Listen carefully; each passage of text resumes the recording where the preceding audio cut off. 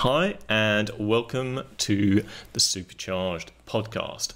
Now, I'm Harry Massey. Today we're going to be actually talking to Ari Whitten, but we're going to be talking to him from a special perspective. But basically, the subject for Ari is what's causing your fatigue and how can you use that to supercharge your energy. Now, he's the founder of the energyblueprint.com. He's an expert in using cutting-edge evidence-based science for building maximum energy, overcoming fatigue, as well as achieving permanent weight loss. Now, understanding how biology really works includes looking at the cause of fatigue issues and giving our cells the nourishment they need, and then charging ourselves with source energy. Now, the way that we can charge up our cells is to make some lifestyle changes, from optimizing our environment, and also a big part of fighting fatigue is being conscious of how our cells interact and exchange energy with the world around us.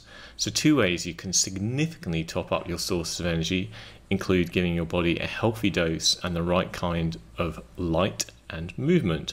And this is a couple of areas that Ari specializes in, and they're also topics that we feature in the Supercharged documentary movie, and also within our educational membership portal. So in this podcast, you're going to learn how to get to grips with what's causing your fatigue and what will enhance your energy.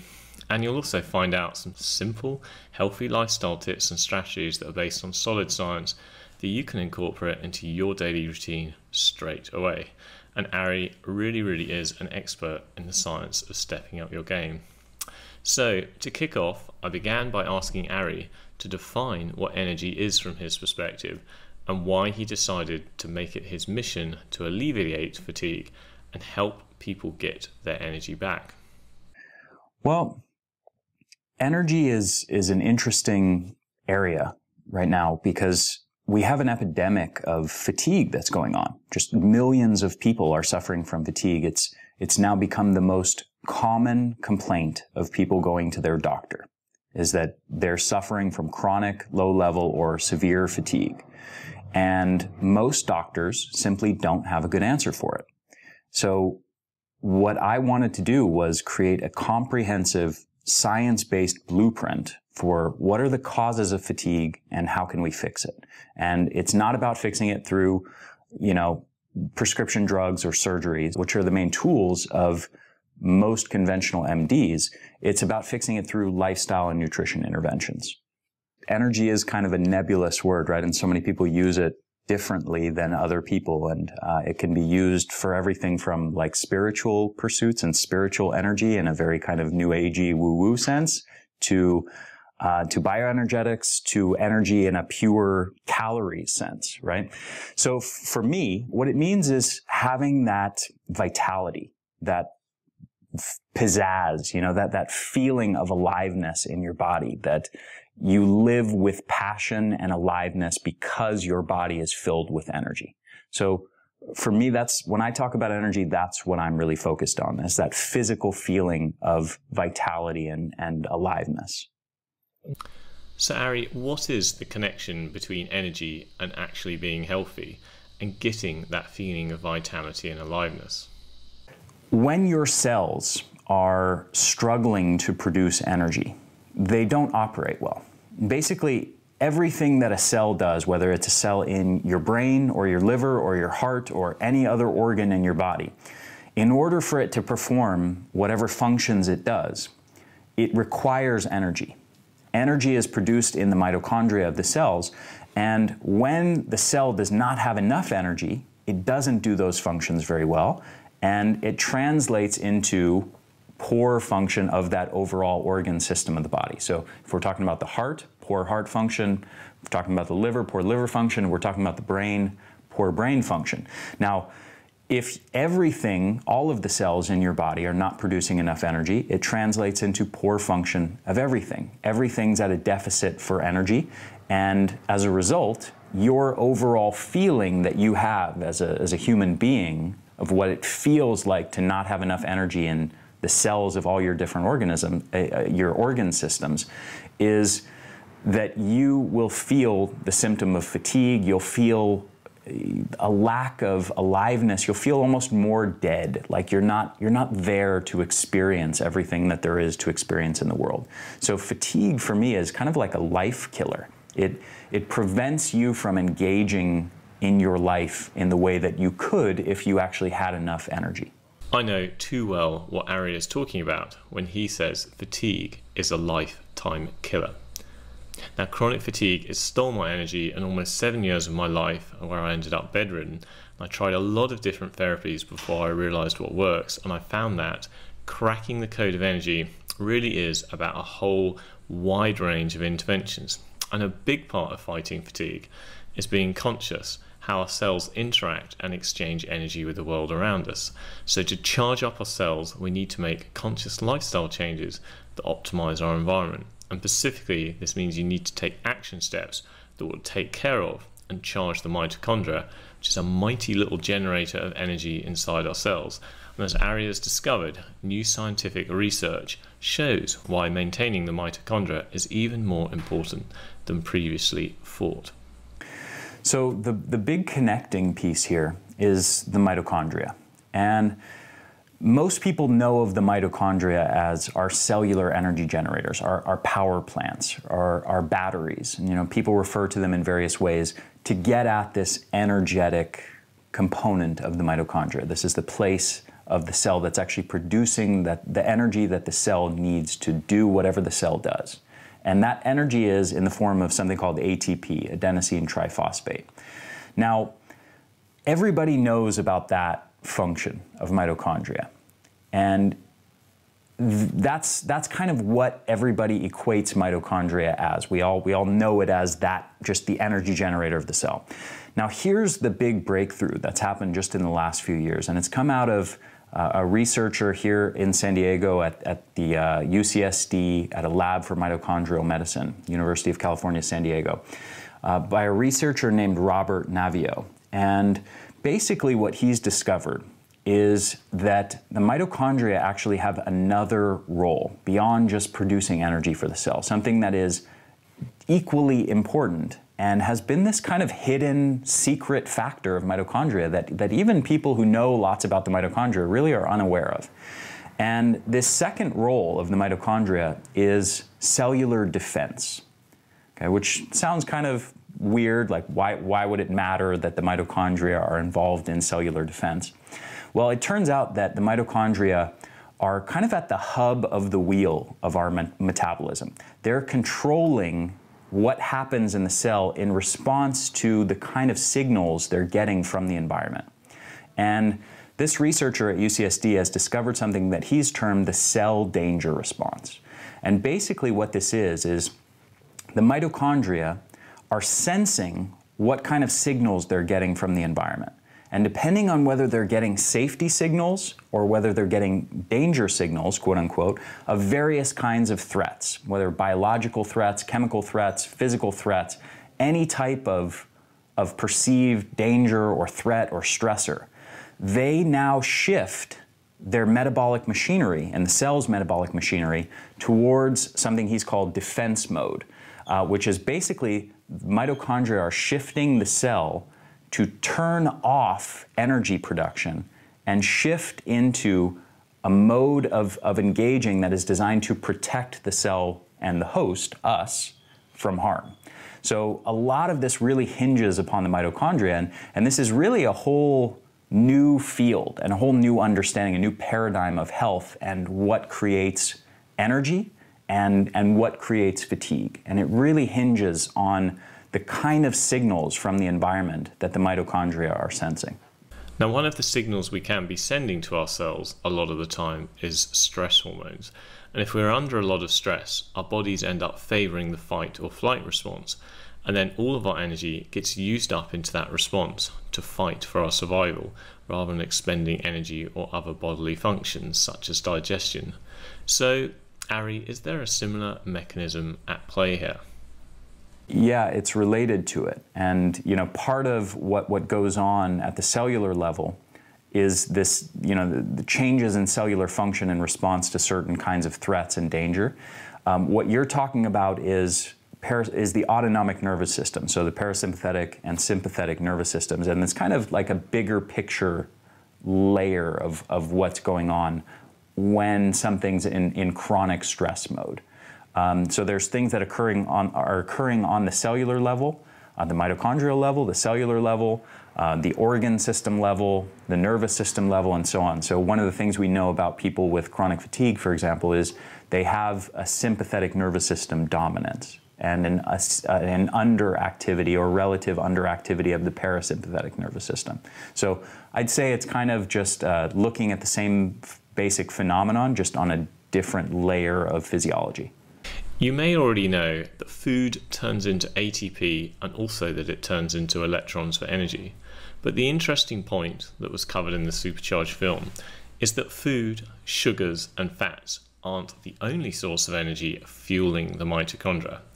Now, Ari gives one of the best explanations I've heard about why this is the case, and how there are other sources such as light that serve as a powerful energy source too. We all kind of know that food, and especially carbs and fats, get turned into something called ATP, adenosine triphosphate, by our cells, and specifically our mitochondria. They take in byproducts of fatty acids and carbohydrates and translate that into ATP, energy for the cell. So that's the main mechanism that everyone talks about as far as energy production.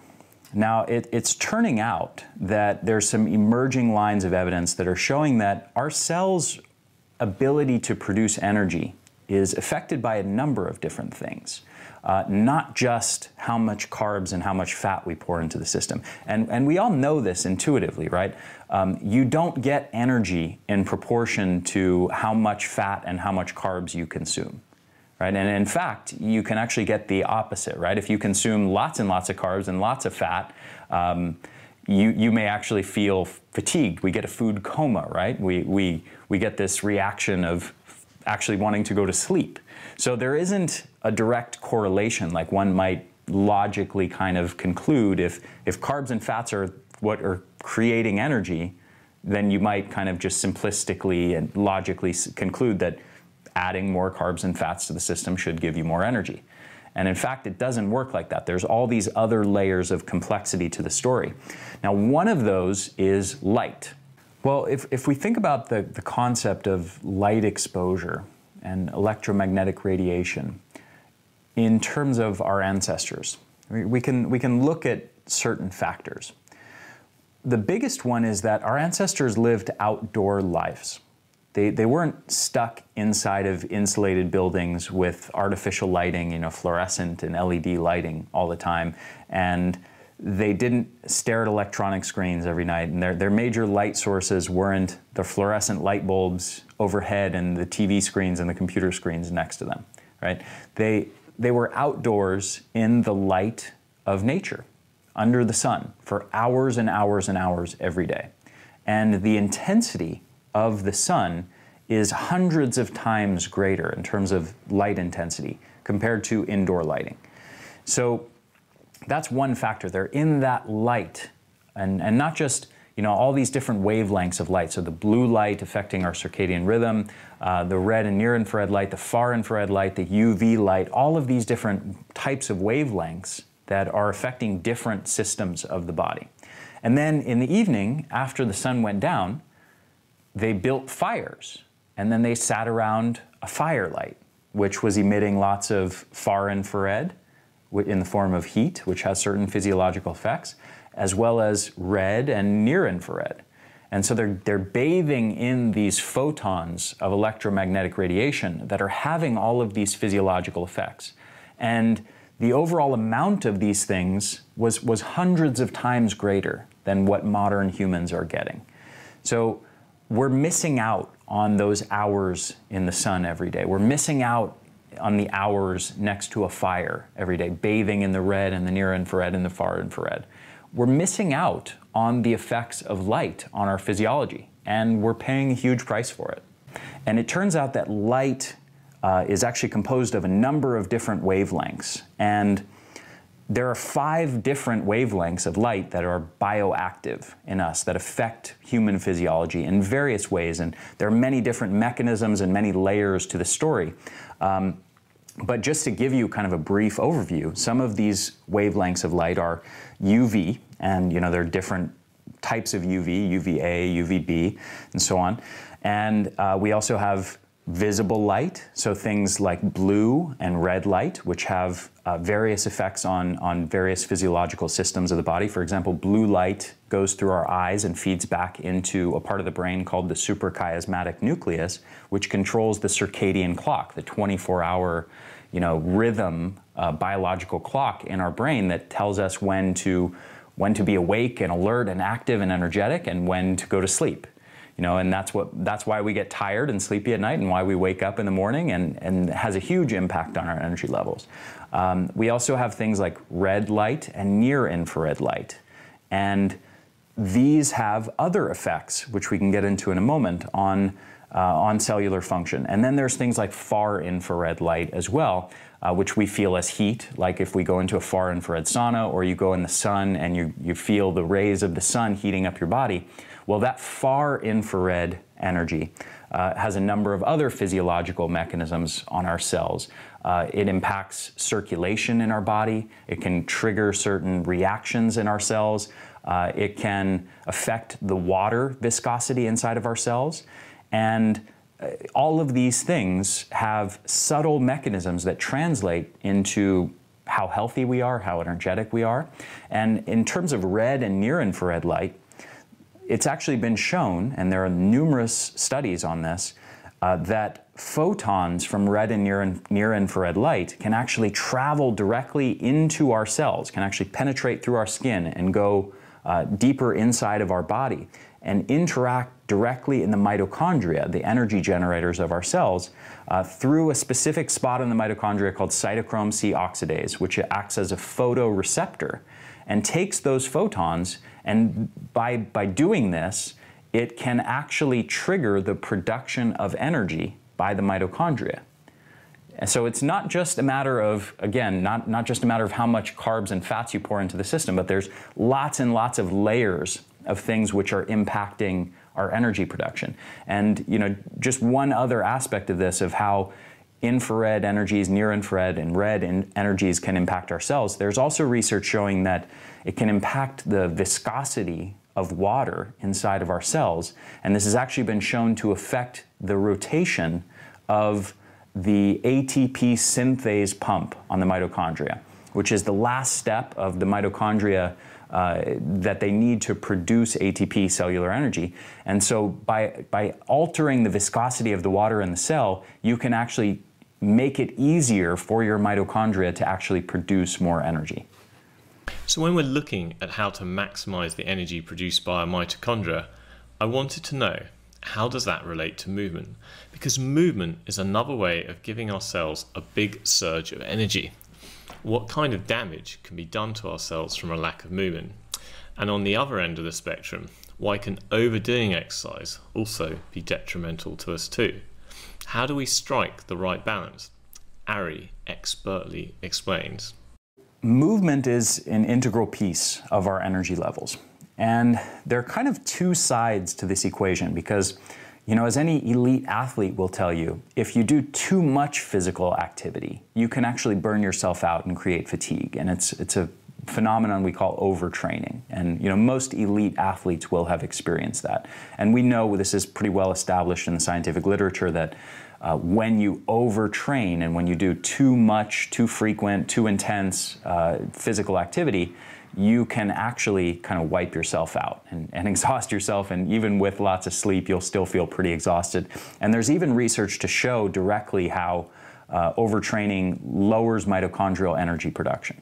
So, and even research that has shown that it can cut it by close to half as a temporary state, that you can dramatically reduce the amount of energy being produced by the mitochondria in your cells. Now, that's not the problem that most of us have. It's not overtraining. It's actually undertraining and undermovement in particular. Now, this creates a different set of problems for the mitochondria. And basically, the way that this works is, in order for our mitochondria to operate well, there are certain steps in the chain of how the mitochondria actually produce ATP, cellular energy. And at each step in this process, they send a hydrogen ion, a proton, across one membrane of the mitochondria into what's called the intermembrane space. And as this process happens, these hydrogen ions build up in the intermembrane space. Now, in order for this process to happen on an ongoing basis, there has to be some kind of burning up of energy. Now, what happens when you're sitting for very long periods of time and you're sedentary, you're not moving your body, is that you're not burning up enough of the ATP that's being produced. And so there's kind of a block in the machinery that takes place. It starts to kind of get clogged up as you don't allow these things to burn off and keep things flowing through the machine. And what happens when that's going on is sparks start to get flung off from this machinery in the mitochondria. So electrons are being passed in the mitochondria as part of this electron transport chain to produce energy. Now, when somebody's sedentary too much, it translates into some of these electrons kind of, because the machine's getting clogged, some of these electrons kind of get just flung off and released. And in the process, they actually damage the membranes of the mitochondria and can become free radicals and things like that. So basically, being sedentary translates into direct damage of your mitochondria, which is directly damaging and hindering your body's ability to produce energy. Now, a big takeaway there. Think about the damage done to your body by not moving, such as creating free radicals in your system. So why are free radicals a problem? Well, because they are toxic byproducts of oxygen metabolism and can damage your cells in a process called oxidative stress. And that in turn hinders the body's ability to detoxify, and such an imbalance leads to damaging proteins, molecules, and genes within your body. And free radicals can kick off a whole chain reaction like dominoes. So the key here is to get moving in whatever way you can. So I asked Ari to explain in more detail why movement is so very important and why he considers movement as a nutrient for your body. Our health and our energy levels can't be generated in a vacuum. You can't get healthy by just laying in bed and doing nothing all the time. There has to be some kind of movement, some kind of life, some kind of stimulus. Humans are meant to go experience the world. We're meant to move our bodies. And movement is basically a nutrient. And when we don't move our bodies, we miss out on that. And what I mean by it's a nutrient is there are so many different layers of physiological systems that are affected when we move our bodies. We affect our brain, we affect our nervous system, we affect our cardiovascular system and our lungs and the delivery of oxygen and nutrients to the different tissues and so on. And we flush out waste products of that are located in different parts of the bodies and different parts of the cell.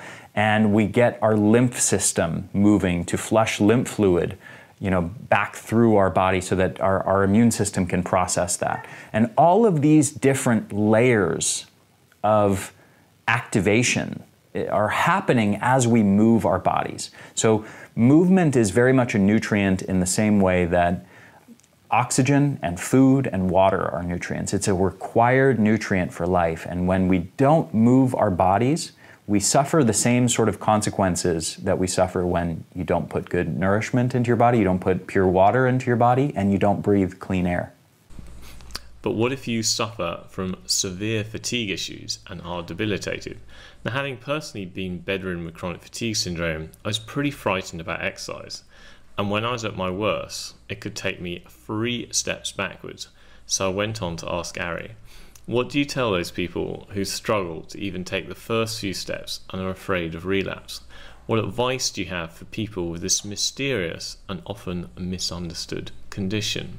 Great question. So the answer is that both need to introduce more movement into their life, but there needs to be a difference in terms of the dose and the frequency and the intensity and the cautiousness by which one implements that physical activity. So to make it more simple and practical, basically if we're talking about just a sedentary person who's not chronically fatigued, you can tell them to go start an exercise regimen and not really worry too much about anything happening. They might be a little tired or sore afterwards, but they're not going to be debilitated from it.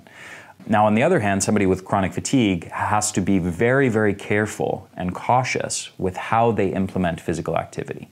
And the basic rule of thumb is that you should be very cautious in overdoing anything beyond either your norm or what you know your body is capable of handling, both in terms of intensity, in terms of duration, in terms of frequency of movement, all of those factors. So, in other words, they need to be very careful in doing only something for a very short duration at a very low intensity, just very gentle movement. And then once they've done that, it might be, for somebody really debilitated, it might be just getting up and walking 10 feet or 20 feet. And that might be where they need to start, or just getting up and down from the couch a few times, from a seated position to a standing position. That might be enough for somebody who's debilitated. And then once they've done that, they need to assess their body's reaction. How are they later that day? How are they the next day?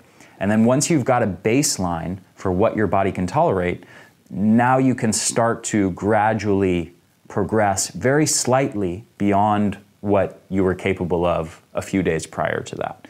And you push just very, very slightly beyond, and then you give your body adequate time to recover and rejuvenate and regenerate itself after that brief stressor. So that's the basic principle that one needs to engage in, is this very measured and precise engagement of, at first, gentle physical activity, gauge your response to it, and then give your body lots of time to regenerate, and then do another gentle nudge to push very slightly beyond that. And in the process of doing that, you're slowly building up your body's capacity to do more physical activity. But this is not a matter of just jumping into high-intensity interval training and doing lots of intense exercise. It's a matter of starting with very simple, very light, gentle movement and slowly building up your body's capacity to tolerate more and more movement. So within the chronic fatigue community, there's a big fear around physical activity and exercise, and for good reason. It's because this stuff actually can be very counterproductive. If you overdo it with physical activity, you can exhaust yourself. You can wipe yourself out. You can be fried for days and bedridden for days as a result of just a very brief overdoing it of physical activity. So I want to be clear that it is a big problem to overdo physical activity. Now, on the other side of the equation, it's also a big problem to always be sedentary and to not engage in any physical activity. So where we want to be is in this middle ground of very brief, very gentle, little bits of physical activity to get your body moving and get your mitochondria stimulated and working properly, and to start building up your body's capacity to produce energy and tolerate more of that movement without burning out the system, without wiping out the mitochondria, without depleting the ATP supplies in the cells. So that point at which you can accomplish that is different for every individual. Somebody who is healthy right now and just has, a very mild fatigue can get away with a lot of physical activity and recover from it and not be bedridden for days. Somebody who is totally debilitated with the worst chronic fatigue syndrome imaginable might barely be able to take a few steps without feeling wiped out from it. So finding that point for where you as an individual are, as far as how much physical activity you can tolerate, what is your baseline? That's what you want to find out. And then from that baseline, you want to err on the side of caution. So do much less than your body can tolerate, and that's where you start. And then from there, after you do that, give your body a big break, give it all the things it needs to regenerate and rest properly. And then a day or 2 or 3 later, try just a tiny bit more. And then do the same thing over again. Rest, regeneration, and then a few days later, a tiny bit more. And that's how you dig yourself out of that hole, is you keep moving in that direction, where you're very systematically, very incrementally, and very cautiously getting your body moving again. And in a way that you're not overdoing it, and you're not just afraid to do any movement because you're afraid that you're gonna do something that makes you bedridden and exhausted for days. So the biggest misconception, I would say, as far as what people think is causing fatigue and what's out there in the realm, the whole world of fatigue, is the concept of adrenal fatigue. And this narrative that chronic stressors of various types basically cause fatigue because they stress our adrenal glands, which produce a hormone called cortisol. That's involved in the response to stress and blood sugar regulation and so on. And by virtue of creating this demand on the adrenal glands, when you have chronic stress, it kind of wears them out over time, and then it alters your cortisol levels. First, it creates high cortisol levels and then low. And in the process of doing this, then you wear out the adrenal glands and then you get fatigue. So basically this narrative that our energy levels are directly proportional to our cortisol and adrenal function. And this narrative is extremely common. In the world of more holistic and naturalistic and functional medical professionals and health professionals, this is the dominant narrative. It's that our adrenals get worn out from stress. That's what causes fatigue. So in order to fix the fatigue, we have to fix the adrenal function. And as common as this narrative is, and even though there are thousands of articles online and hundreds of books written on it, and millions of people who apparently believe in it, there's virtually no science to actually support this whole paradigm. And when I say virtually no science, I literally mean there is almost no scientific evidence in existence that supports this theory. And there is a lot of scientific evidence that contradicts the theory and says that this is not accurate and that this is not the cause of fatigue. So a few years ago, I had this idea that I wanted to create an evidence-based guide to adrenal fatigue. Like pretty much everyone else out there, I was also operating in this narrative of adrenal fatigue. This is what I was convinced of, and why wouldn't I be when everybody's talking about it? And like I said, there are thousands of articles written on it and books being written on it. So why would you try to even question something which apparently the whole world believes?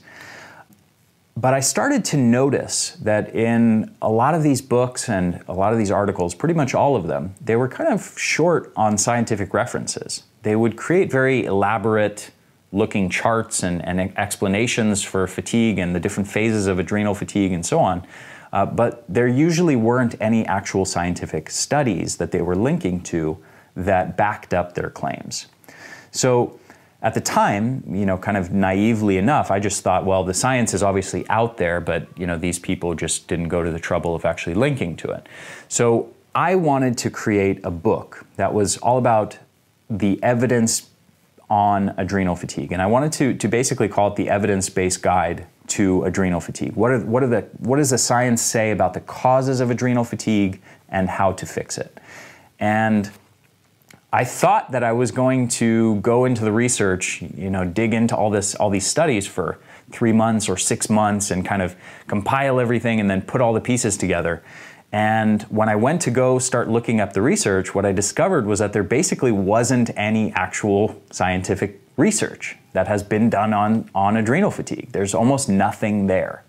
And so I didn't really know where to turn at that point. And, there's nothing to look at. So there wasn't any research that I could compile to even start the process of making sense of it all and kind of putting it all together. Now, what I did discover is that there are a few related conditions that are very similar to what people who are talking about adrenal fatigue are talking about.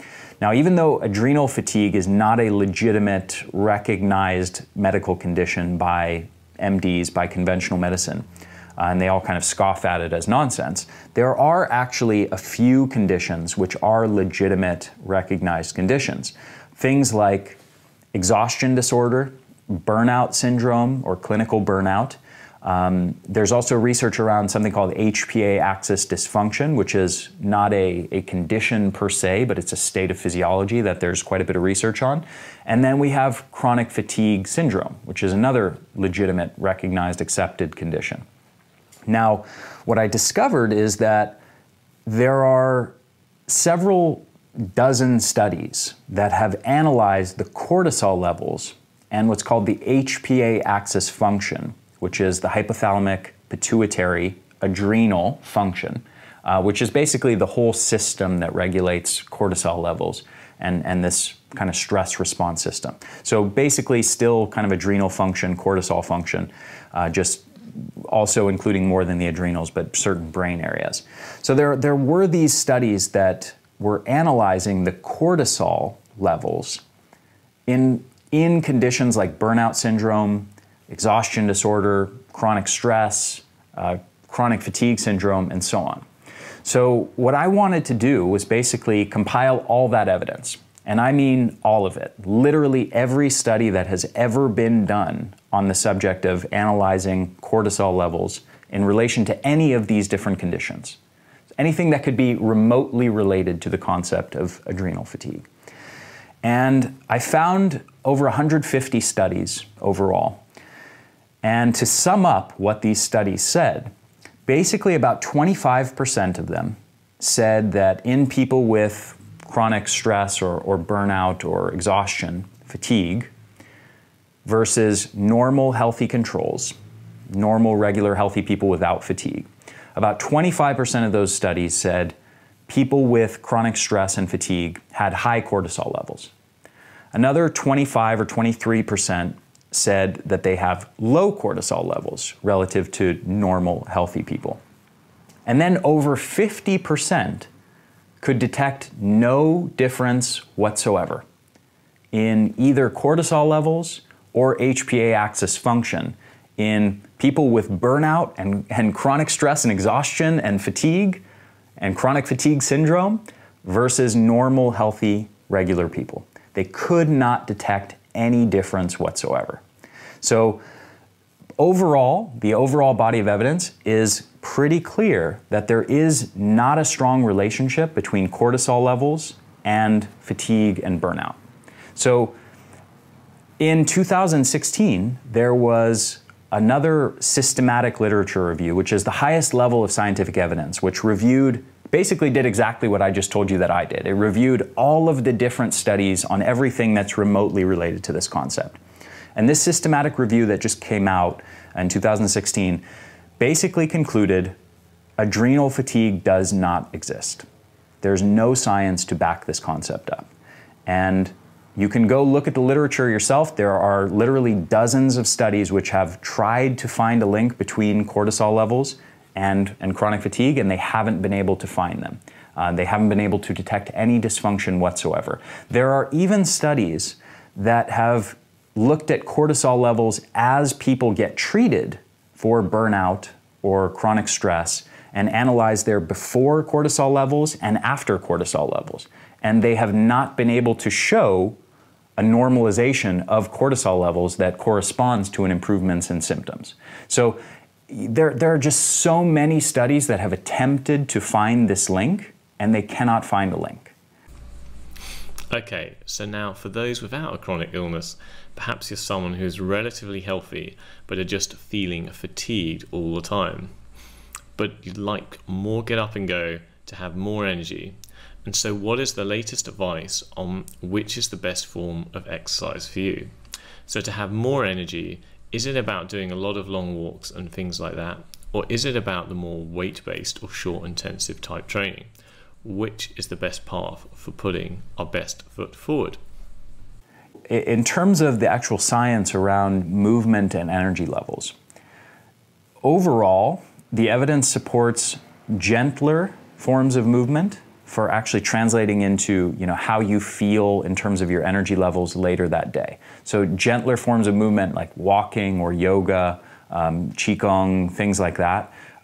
Any type of gentle, long duration endurance exercise, any of that type of exercise tends to translate into better energy levels in the immediate aftermath of doing that physical activity. Whereas really intense forms of high intensity interval training and sprinting and intense weightlifting types of exercises can often translate into you feeling less energetic in the immediate aftermath of that physical activity. So there's a couple contexts here. One is how energetic a person feels in the hours or day after that burst of physical activity. And the other context is the long-term improvements in cellular health and cellular energy producing capacity and fitness that occur through various types of physical activity. And all types of physical activity can translate into physical fitness benefits that ultimately confer better energy levels. But in the immediate, definitely gentler things like walking and endurance exercise translate into better improvements in energy levels. Now, there's also an element here of if you want the energy, you have to do the thing.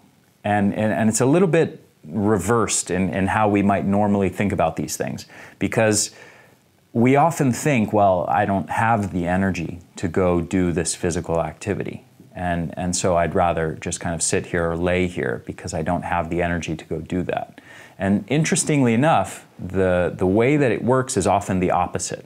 If you go do the thing, even though you may not have the energy at that moment, it will actually give you the energy. And not only in the immediate experience and aftermath of doing the thing, but also you're building the capacity of your cells to handle that, and so it becomes easier and easier to continue doing the thing. On the other hand, if you always make the decision not to do it because you don't have the energy, you're creating an atrophy and a degradation of the mitochondria in your cells and a loss of their capacity to produce energy and power physical movement. So the more that you make the decision to not engage in that physical movement, the more your body loses the capacity to engage in it. And the more often you'll find yourself in that position of, I don't have the energy to go for a walk or go for a run or do this workout. And we lose that capacity very quick.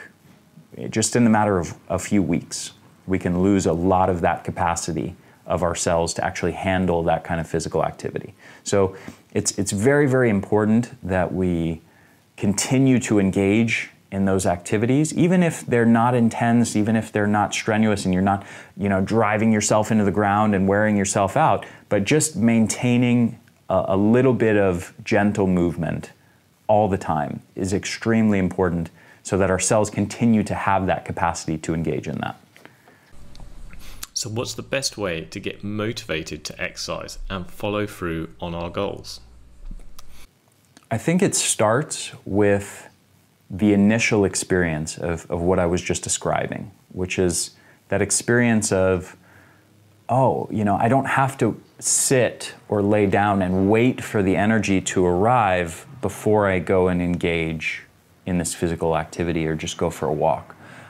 By going for a walk, by getting outdoors, by getting natural sunlight, by doing the physical movement, and by making the mental decision to go even when you didn't feel like going, all of those things create a sort of empowerment that actually lead to more energy. And so when you have that experience of going, wow, I didn't have the energy, but now I have the energy, now that I've gone for this walk. You have to do exercise. It just has to be done in a very incremental and systematic way, in a very cautious way, so that you don't do more harm than good. So if you still need a bit of an extra nudge or a big kickstart, well then a little more science might give you the motivation you need. There is a biological process that absolutely fascinates me, and it's called hormesis. Now, I talked to Ari about why some stress on the body can actually be a good thing and help us generate more energy and become healthier. It relates to the famous quote by Frederick Nietzsche, "What doesn't kill you makes you stronger. So what exactly is Hormesis? How does it work? And when can it be a good thing to push ourselves? Hormesis is basically a transient metabolic stressor that stimulates your body to grow stronger and become more resilient and become healthier and more energetic. Now, if that sounds like kind of an abstract idea, we're all actually more familiar with this concept than we realize. And we've all heard Nietzsche say, what doesn't kill you makes you stronger. So we all kind of know that, right? You go through challenges in life, whether life challenges or whether just brief experiences that made you uncomfortable in some way, psychologically uncomfortable or physically uncomfortable, and you become tougher as a result. You become more resilient. And that's what Hormesis is. Now, we also know of exercise, and everybody knows about the benefits of physical exercise and how that translates into, if you look at the science, it translates into decreased risk of cardiovascular disease and, Alzheimer's and dementia and, diabetes and so on. I mean, you name the disease and you can find research showing that exercise helps prevent or treat that disease in some way. Now, the reason that exercise works, and this is very important, it's not because exercise is intrinsically healthful and somehow the more you do of it, the healthier you become. Exercise is actually a metabolic stressor. It is a stressful thing for the body. And by putting the body in that situation where you're creating this metabolic stress on it, as long as it's done in the appropriate dose, and then you give your body the chance to rest and recover and regenerate afterwards, you will stimulate your body to make certain adaptations that actually make it grow stronger and more resilient. And that is fundamentally why exercise confers benefits and why we have all these thousands of studies showing that it benefits this disease and that disease and overall longevity and makes you live longer and makes you more energetic and so on. It's because it's a stressor. And that's what most people need to understand is that you're not doing something that's just good for you, quote unquote. And this is a fundamentally different thing than, let's say drinking water or, eating nutritious food or getting sleep or meditation or something like that. These are more like restful and regenerative and nutritive types of activities. Exercise and other types of hormesis are stressors. And the way they confer benefit is by stressing the system so that it stimulates the body to create adaptations that ultimately confer benefits. So it's a different paradigm and a different way of understanding things. You can get healthier by subjecting yourself to something that is, quote unquote, a bad thing. As long as that bad thing is in the appropriate dose, you will actually stimulate your body to grow stronger. And those adaptations that it makes depend on the type of hormesis that you expose it to. So, for example, even depending on the type of exercise, so certain types of exercise may work to create more muscle growth, for example. Other types of exercise may work to create more capillarization or blood vessel growth to deliver more oxygen and nutrients to the cells. They may also stimulate the growth of your mitochondria, your cellular energy generators, so they grow bigger and stronger and you actually get more of them, so your cells can produce more energy. And other types of hormetic stressors create other types of adaptations which confer various types of benefits. There are various types of metabolic stressors, of hormesis. We've talked about exercise, obviously that's one type that most people are familiar with, and there are actually several other types beyond exercise. There are close to a dozen different types of hormesis. A couple of them are temperature hormesis, so cold exposure and heat exposure. So things like going into cold water or cold air, or into a sauna, or being outdoors on a really hot day and sweating. These are other types of hormesis that actually trigger a lot of the same molecular pathways as exercise. Some other types, hypoxia, which happens when you do things like breath holding, also during certain types of exercise, also when you go to altitude, as you stimulate low oxygen levels in your body. And by doing that, it's another mechanism that triggers all sorts of adaptations in your cells that build up your internal anti-inflammatory systems that build up your mitochondria to produce more energy, and so on. We also have things like intermittent fasting, which is another type of hormetic stressor. And we don't think of it, most people know of intermittent fasting, but they don't realize it's actually working through this concept of being a temporary metabolic stressor, a form of hormesis. Things like carb restriction, depletion of the carbohydrates in your body can be a form of hormesis, can be a form of intermittent stress on your body.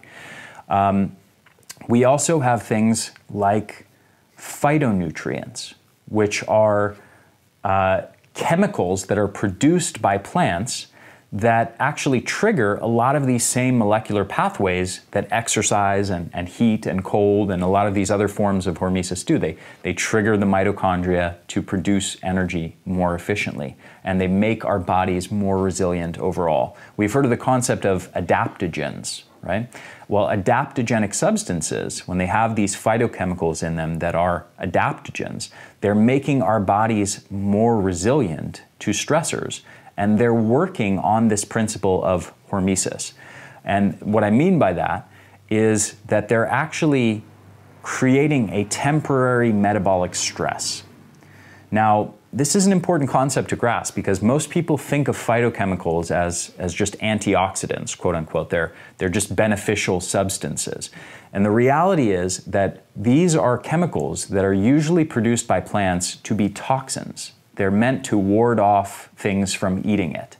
And it turns out that because humans have co-evolved with a lot of these different plant species, we've learned a few tricks. We've learned not just how to neutralize the toxins, but actually how to benefit from them.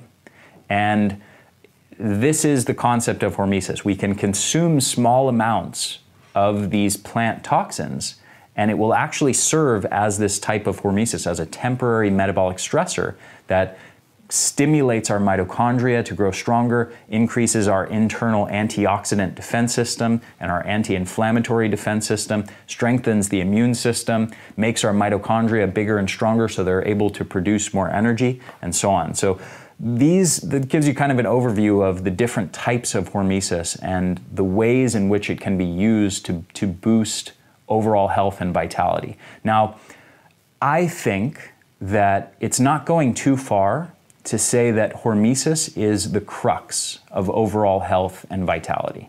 That the degree to which you've systematically layered different types of hormesis in your life will pretty much directly determine your overall health, energy, and resiliency in life.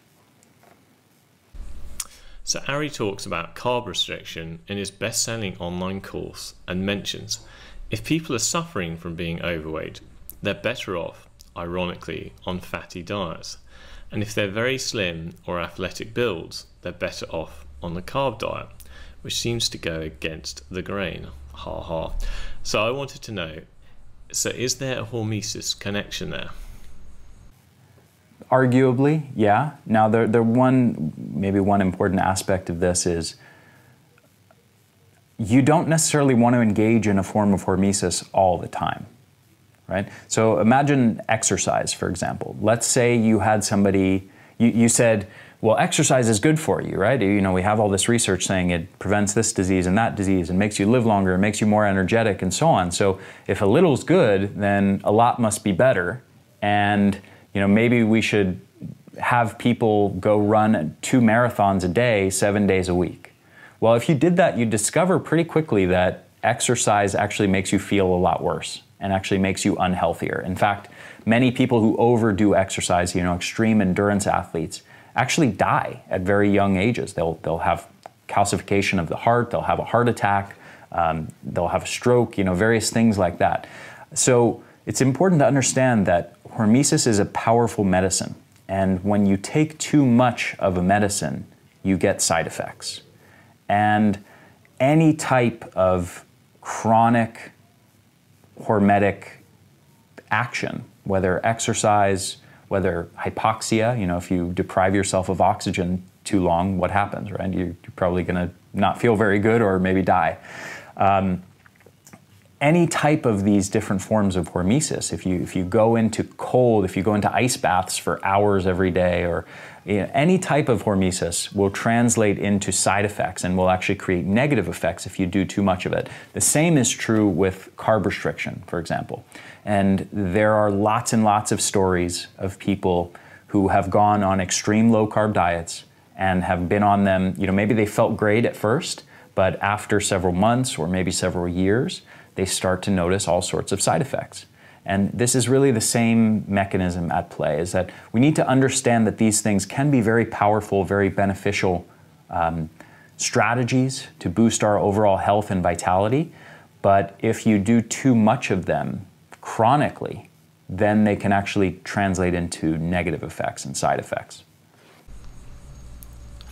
So one of the other key strategies for a supercharged life and overall health and vitality is having a positive sense of purpose, something Ari clearly possesses. So I asked him, how does having a strong purpose give you energy? There are various studies that have emerged around the concept of purpose in life and how that impacts our health and our energy levels. In particular, there's some research that has come out of studies on the people of Okinawa. And in Okinawa, this is one of the blue zones. This is one of the populations that's known for being the healthiest and longest lived populations on Earth.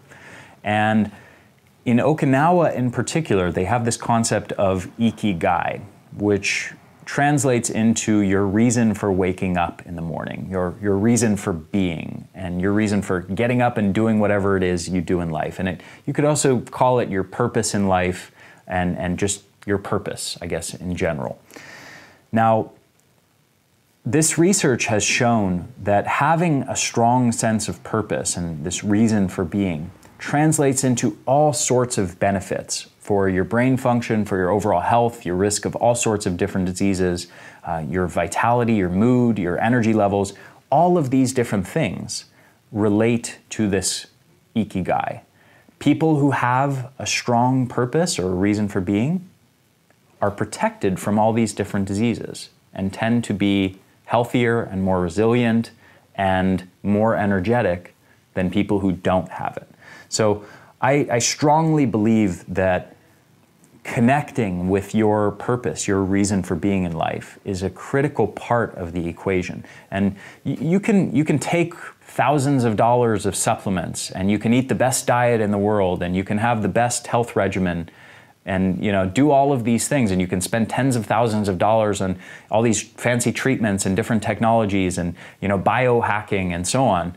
But if you don't have a reason for existing, a reason for waking up every day, and a strong sense of purpose in your life that drives you and motivates you to do what you want to do in life, you're still not going to be healthy, and you're still not going to be energetic, and you're still going to have mood issues, and you're still going to not feel very good in life. So I think a big piece of this puzzle that a lot of people maybe lose in this process of pursuing health through all these different, fancy things that we now have access to is just the simplicity of connecting with your purpose.